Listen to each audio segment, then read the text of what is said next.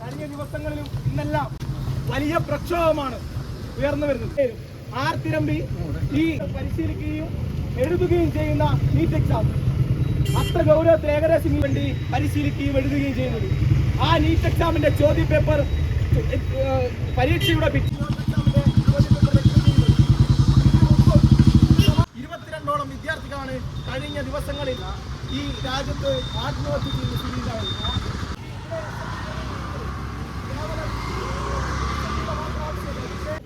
ഇന്നത്തെ മാർച്ചിനകത്ത് പങ്കെടുക്കുന്ന ഒരു മനുഷ്യൻ അദ്ദേഹത്തിന്റെ മകൾ ആത്മഹത്യ ചെയ്ത് കേട്ട് സംസാരിച്ച സൂചിപ്പിക്കുകയുണ്ടായി. ഇന്ന് രാജ്യമാകെ ഉറ്റുനോക്കുന്ന ഐതിഹാസികമായ ഒരു പോരാട്ടത്തിനാണ് ഈ രാജ്യത്തിന്റെ യുവത ഇന്ന് നേതൃത്വം നൽകിക്കൊണ്ടേയിരിക്കുന്നത്. എന്നാൽ ഈ രാജ്യം ഭരിച്ചുകൊണ്ടിരിക്കുന്ന സർക്കാർ ആ യുവത നടത്തിക്കൊണ്ടിരിക്കുന്ന സമരത്തെ ഏതെല്ലാം നിലയിൽ മൃഗീയമായി അടിച്ചമർത്താൻ വേണ്ടി സാധിക്കുമോ അതിന്റെ എല്ലാ സംവിധാനങ്ങളും ഉപയോഗിച്ചുകൊണ്ട് ഇപ്പോഴിതാ ഏറ്റവും ഒടുവിൽ ദേശീയ സുരക്ഷാ നിയമം എന്നതിന്റെ പേരിൽ എത്ര കാലം വേണമെങ്കിലും അവിടുത്തെ സമരം ചെയ്യുന്ന ആളുകളെ തടങ്കലിൽ നിർത്താനുള്ള നിയമ സംവിധാനം ഉപയോഗിച്ചുകൊണ്ട് കരുതൽ തടങ്കിലേക്ക് കൊണ്ടുപോകുന്ന കാഴ്ചയാണ് നമ്മൾ കാണുന്നത്. അവിടെയുള്ള കടകളെല്ലാം അടച്ചുപൂട്ടുകയാണ്, അവിടെയുള്ള യാത്രാ സംവിധാനങ്ങളെല്ലാം ഇല്ലാതാക്കുകയാണ്. അവിടെ നിന്ന് പോലീസ് തന്നെ സ്വമേധയാ തകർത്ത കാറ് അവിടെ കൊണ്ട് വിക്ഷേപിക്കുന്ന കാഴ്ച നാം സാമൂഹ്യ മാധ്യമങ്ങളിലൂടെ കണ്ടിട്ടുണ്ട്.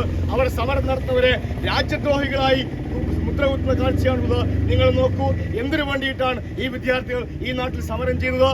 അവരുടെ ഭാവിയെ തകർത്തിട്ടുള്ള ഈ രാജ്യത്തിനകത്തുള്ള സിസ്റ്റം ഫെയിലിയറാണ് എന്ന് തുടർച്ചയായി ഈ രാജ്യത്തിന് ബോധ്യപ്പെടുന്ന നിലയിലേക്ക് തുടർച്ചയായി NT നടത്തുന്ന എല്ലാ പരീക്ഷകളും ഈ രാജ്യത്ത് അട്ടിമറിക്കപ്പെടുകയാണ്. കോർപ്പറേറ്റുകൾക്ക് വേണ്ടി വിൽക്കുന്ന സാഹചര്യമാണ് ഈ രാജ്യത്തെ പരീക്ഷകളുമായി ബന്ധപ്പെട്ടുള്ളത്. നമുക്കറിയാം, ഇപ്പോൾ നമ്മൾ പറയാറുണ്ട്, മാധ്യമങ്ങൾ ചെറിയ കാര്യങ്ങൾ പോലും വലിയ വാർത്തയാക്കുന്ന മാധ്യമങ്ങൾ ഈ നീറ്റ് പരീക്ഷാ ക്രമക്കേടിന്റെ തട്ടിപ്പിന് നേതൃത്വം നൽകിയ ഇയാളുടെ പേര് ഏതെങ്കിലും ഘട്ടത്തിൽ ഇവിടെ ഉയർത്തിക്കാണിക്കാൻ വേണ്ടി തയ്യാറായിട്ടുണ്ടോ? ഈ രാഷ്ട്രീയമാണ് ഈ രാജ്യത്തെ മാധ്യമങ്ങളും കേന്ദ്ര ഗവൺമെന്റും എല്ലാം സ്വീകരിച്ച് മുന്നോട്ട് പോയിക്കൊണ്ടിരിക്കുന്നത്. രാജസ്ഥാനിലുള്ള യുവമോർച്ച നേതാവായിട്ടുള്ള ദിനേശ് എന്ന് പറയുന്നയാളാണ് ഈ മാഫിയയുടെ നേതൃത്വം എന്ന് ഏതെങ്കിലും മാധ്യമം ഈ രാജ്യത്തിന്റെ രംഗത്ത് പറയാൻ വേണ്ടി തയ്യാറായിട്ടുണ്ടോ? ഇല്ല. ഇവിടെ ഇന്റർനെറ്റ് വിച്ഛേദിക്കുകയാണ്. ഈ സമരങ്ങൾ ആരും അറിയേണ്ടതില്ല.